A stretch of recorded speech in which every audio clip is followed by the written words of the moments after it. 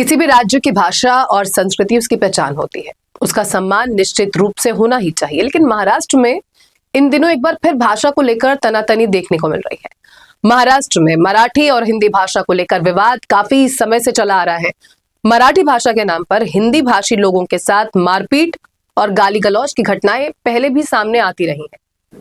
महाराष्ट्र में मराठी अस्मिता के नाम पर सियासी रोटी सेकने का प्रयास किया जाता रहा है। इतना ही नहीं, भाषा के नाम पर गुंडागर्दी भी खूब देखने को मिली। पहले भाषा के नाम पर गैर मराठी लोगों को मारा पीटा जाता था, यूपी बिहार वालों को मराठी न बोलने पर भगाया जाता था। फिर वही गुंडागर्दी हिंदी भाषा को लेकर की गई। दरअसल पहले मराठी नहीं आने पर पीटा गया, फिर हिंदी बोलने वालों को मारा जाने लगा। वहीं अब महाराष्ट्र सरकार के मंत्री प्रताप सरनाईक की एक घोषणा से राजनीतिक बवाल खड़ा हो गया है। नमस्कार, मैं हूं पूर्णिमा शुक्ला और आप देख रहे हैं 24 न्यूज की खास पेशकश भाषा पर सियासत। जी हां, महाराष्ट्र में एक बार फिर भाषा पर बवाल मचा हुआ है। दरअसल महाराष्ट्र सरकार की तरफ से 1 मई से सभी लाइसेंसधारी ऑटो रिक्शा और टैक्सी चालकों के लिए मराठी भाषा का ज्ञान अनिवार्य किया गया है। इस फैसले के तहत ड्राइवरों को राज्य के 59 क्षेत्रीय परिवहन कार्यालयों में जांच के दौरान मराठी पढ़ना और लिखना दोनों आना चाहिए, नहीं तो उनका लाइसेंस रद्द किया जा सकता है। वहीं इस फैसले का रिक्शा चालक विरोध कर रहे हैं। रिक्शा यूनियनों का कहना है कि ये नियम उन हजारों ड्राइवरों के लिए खतरा है जो गैर मराठी भाषी हैं, विशेष रूप से मुंबई महानगर क्षेत्र में, जहां लगभग 85% ड्राइवर हिंदी भाषी हैं। नए नियमों के अनुसार यदि कोई चालक मराठी भाषा की परीक्षा में विफल होता है तो उसका ड्राइविंग लाइसेंस और परमिट रद्द किया जा सकता है। वहीं यूनियनों का सवाल यह है कि यदि परिवहन विभाग ने पहले ही गैर मराठी भाषियों को लाइसेंस जारी किए थे तो अब अचानक उन्हें काम करने से कैसे रोका जा सकता है, जबकि उन्होंने परमिट के लिए बड़ी रकम निवेश की है। भेदभावपूर्ण नियम बताते हुए ड्राइवरों का तर्क है कि वो पहले से ही पुलिस सत्यापन और स्थानीय निवास संबंधी नियमों का पालन करते हैं। साथ ही इस तरह के नियम ऐप आधारित कैब या ई बाइक टैक्सी ऑपरेटरों पर कड़ाई से लागू नहीं किए जा रहे हैं। यूनियन का मानना है कि यात्रियों के साथ संवाद के लिए मराठी का ज्ञान आवश्यक है, लेकिन इसे रोजगार के लिए अनिवार्य शर्त नहीं बनाया जाना चाहिए। आपको बता दें कि इस घोषणा पर विपक्षी दल, यूनियन और कई राजनीतिक संगठनों की तीखी प्रतिक्रियाएं सामने आई हैं, जिससे ये मुद्दा पहचान, शासन और रोजगार से जुड़ी बहस में बदल गया है। विपक्ष ने सरकार की मंशा पर सवाल उठाए हैं, जबकि मनसे जैसी पार्टियां मराठी भाषा के सम्मान के नाम पर इस फैसले का समर्थन कर रही हैं। महाराष्ट्र कांग्रेस अध्यक्ष हर्षवर्धन सपकाल ने इस फैसले की आलोचना करते हुए कहा कि मराठी भाषा का सम्मान जरूरी है, लेकिन इसके आधार पर लाइसेंस रद्द करना एक अत्यधिक कठोर कदम है। उन्होंने आरोप लगाया है कि यह फैसला राजनीतिक लाभ के लिए सामाजिक विभाजन को और गहरा कर सकता है। महाराष्ट्र नवनिर्माण सेना के नेता संदीप देशपांडे ने भी इस घोषणा के समय पर सवाल उठाते हुए इसे सरकार की अचानक जागृति करार दिया है। उन्होंने कहा कि उनकी पार्टी जमीनी स्तर पर सक्रिय होकर यह सुनिश्चित करेगी इस नीति को सार्थक रूप से लागू किया जाए और ये केवल प्रतीकात्मक कदम बनकर न रह जाए। वहीं शिवसेना नेता संजय निरुपम ने भी महाराष्ट्र सरकार के इस फैसले पर फिर से विचार करने और टूटी फूटी या काम चलाऊ मराठी बोलने वालों को छूट देने की अपील की है। परिवहन मंत्री प्रताप सरनाईक को लिखे एक पत्र में निरुपम ने कहा कि प्यार से सिखाई जाने वाली भाषा जीवित रहती है, जबकि जबरदस्ती थोपी जाने वाली भाषा केवल डर पैदा करती है। निरुपम ने सवाल उठाया कि जब रिलायंस और बिरला जैसी बड़ी कंपनियों या जोमेटो, स्विगी के डिलीवरी पार्टनर्स पर मराठी बोलने का दबाव नहीं है तो केवल गरीब रिक्शा चालकों को ही क्यों निशाना बनाया जा रहा है। निरुपम ने इस फैसले को सरासर अन्याय बताया है। उन्होंने तर्क दिया कि रिक्शा और टैक्सी चलाने वाले लोग आमतौर पर उच्च शिक्षित नहीं होते, ऐसे में उनसे मराठी लिखने, पढ़ने और बोलने की परीक्षा लेना और फेल होने का उनका परमिट रद्द करना उनके मौलिक अधिकारों का हनन है। संजय निरुपम ने भारतीय संविधान का हवाला देते हुए कहा कि देश का कोई भी नागरिक कहीं भी जाकर अपनी आजीविका कमाने के लिए स्वतंत्र है। उन्होंने कहा कि हम सभी हिंदू हैं और भारत के नागरिक हैं। भाषा, जाति या धर्म के आधार पर भेदभाव करना राज्य के संविधान के पूरी तरह विरुद्ध है। महाराष्ट्र सरकार का काम मराठी का संरक्षण करना है, लेकिन इसे दमन का जरिया नहीं बनाना चाहिए। उन्होंने सुझाव दिया कि सरकार को दंडात्मक कार्रवाई करने की बजाय लोगों को मराठी सिखाने के लिए व्यवस्था करनी चाहिए। निरुपम ने एक और तर्क दिया कि जिन ड्राइवरों की मातृभाषा मराठी नहीं है, उनके लिए परीक्षा थोपना उनके रोजगार पर असर डाल सकता है। उन्होंने कहा कि इसमें कोई शक नहीं कि मराठी भाषा के प्रति सम्मान, उस पर गर्व और उसका संरक्षण हम सभी के दिलों में गहराई से बसा हुआ है। हालांकि भाषा के प्रति प्रेम पर कठोर नियम थोपना और इसके लिए परीक्षा अनिवार्य करना हजारों मेहनती ऑटो रिक्शा चालकों के लिए जीवन के लिए उनके नुकसानदायक साबित हो सकता है।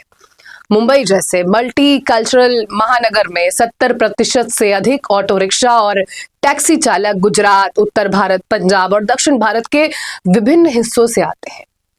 शिवसेना नेता संजय निरुपम ने कहा कि उन्होंने कड़ी मेहनत के दम पर शहर में अपनी जगह बनाई है और अपने परिवारों का पालन पोषण कर रहे हैं।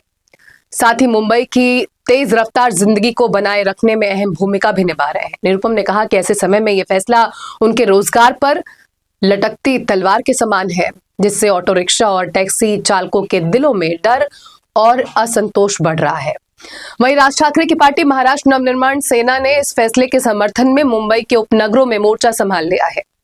मनसे ने ऑटो रिक्शा पर स्टिकर लगाकर अभियान शुरू किया है, जिस पर लिखा है, मैं मराठी बोलता हूं, मैं मराठी समझता हूं, आइए और मेरे रिक्शा में बैठिए। मनसे के नेताओं का कहना है कि सालों से मुंबई में रह रहे कई उत्तर भारतीय और दक्षिण भारतीय लोग मराठी बोलना जानते हैं, लेकिन जो लोग इस नियम का विरोध कर रहे हैं उन्हें मनसे स्टाइल में सबक सिखाया जाएगा। वहीं मुंबई डब्बेवाला एसोसिएशन ने भी परिवहन विभाग के इस निर्णय का स्वागत किया है। एसोसिएशन के अध्यक्ष सुभाष टड़ेकर ने अपना उदाहरण देते हुए कहा कि मुंबई के डब्बेवाला खुद मराठी हैं, लेकिन काम के दौरान वो ग्राहकों की सुविधा के लिए हिंदी और गुजराती भी बोलते हैं। आखिर ये व्यवसाय का हिस्सा है। उन्होंने सलाह दी कि आंदोलन की भाषा अपनाने के बजाय रिक्शा चालकों को कम से कम मराठी का बुनियादी ज्ञान जरूर हासिल करना चाहिए। आपको बता दें कि इस फैसले से नाराज होकर ऑटो रिक्शा चालकों का प्रतिनिधित्व करने वाले कुछ ट्रेड यूनियन ने 4 मई से स्टेट वाइड आंदोलन शुरू करने की धमकी दी है। ऑटो रिक्शा चालक मालिक संयुक्त कृति समिति ने कहा कि यदि 28 अप्रैल तक ये फैसला वापस नहीं लिया जाता तो 4 मई 2026 से राज्य भर में विरोध प्रदर्शन शुरू किया जाएगा। इस प्रदर्शन में राज्य के करीब 15 लाख ऑटो और टैक्सी ड्राइवरों के शामिल होने की संभावना है। वहीं अमित ठाकरे ने गैर मराठी रिक्शा चालकों को चेतावनी देते हुए कहा कि अगर आंदोलन के दौरान किसी मराठी व्यक्ति को परेशानी हुई तो सड़कों पर पीटेंगे। उनके इस बयान के बाद राजनीतिक माहौल और अधिक गर्मा गया है। विपक्षी दलों ने इसे उकसाने वाला बयान बताते हुए सरकार और एमएनएस पर निशाना साधा। अमित ठाकरे ने कहा कि सरकार द्वारा लिया गया फैसला पूरी तरह सही है और इससे किसी प्रकार की दिक्कत नहीं होगी। उन्होंने हड़ताल की चेतावनी देने वालों को भी चुनौती देते हुए कहा कि जिन्हें हड़ताल पर जाना है वो जाएं, इससे कोई फर्क नहीं पड़ेगा। उन्होंने ये भी कहा कि मराठी रिक्शा चालक सक्षम है और जरूरत पड़ने पर वो देर रात तक सेवा देंगे ताकि आम जनता को किसी प्रकार की परेशानी ना हो। अमित ठाकरे ने कहा कि मराठी लोगों को प्राथमिकता दी जानी चाहिए और जो लोग मराठी भाषा जानते हैं उन्हें भी आगे रखा जाना चाहिए। वहीं जो लोग मराठी सीखने से इनकार करते हैं उन्हें प्राथमिकता नहीं दी जानी चाहिए। आपको बता दें कि जमीनी स्तर पर भी इस विवाद का असर देखने को मिल रहा है। मुंबई और आसपास के इलाकों में मनसे कार्यकर्ताओं और कुछ रिक्शा चालकों के बीच झड़प और नोकझोंक की खबरें सामने आई हैं। कई स्थानों पर नियंत्रित करने के लिए पुलिस को हस्तक्षेप करना पड़ा है। हालांकि सरकार का कहना है कि यह निर्णय यात्रियों की सुविधा और स्थानीय भाषा में बेहतर संवाद के उद्देश्य से लिया गया है। अधिकारियों के मुताबिक मराठी भाषा का ज्ञान सेवा क्षेत्र में संवाद को आसान बनाता है और ये किसी के खिलाफ नहीं है, बल्कि व्यवस्था को बेहतर बनाने के लिए लिया गया निर्णय है। वहीं कानूनी विशेषज्ञों का मानना है कि किसी राज्य में स्थानीय भाषा को बढ़ावा देना गलत नहीं है, लेकिन इसे अनिवार्य बनाने और उससे जुड़े विवादित बयानों के कानून व्यवस्था पर इससे बुरा असर पड़ता है। मराठी भाषी स्थानीय लोग नौकरियों में अन्य राज्यों से आए लोगों के कारण अपनी पहचान खोने के डर से मराठी को अनिवार्य करने का समर्थन करते हैं, जबकि उत्तर भारतीय नेताओं और कई विपक्षी दलों का कहना है कि ये कदम क्षेत्रवाद को बढ़ावा देता है और इससे समाज में विभाजन पैदा हो सकता है। वहीं इतिहास को उठाकर देखें तो महाराष्ट्र में भाषा का मुद्दा केवल भाषा ही नहीं बल्कि सत्ता, पहचान की राजनीति, रोजगार के अवसरों और वोट बैंक को प्रभावित करने का एक बड़ा उपकरण बन चुका है।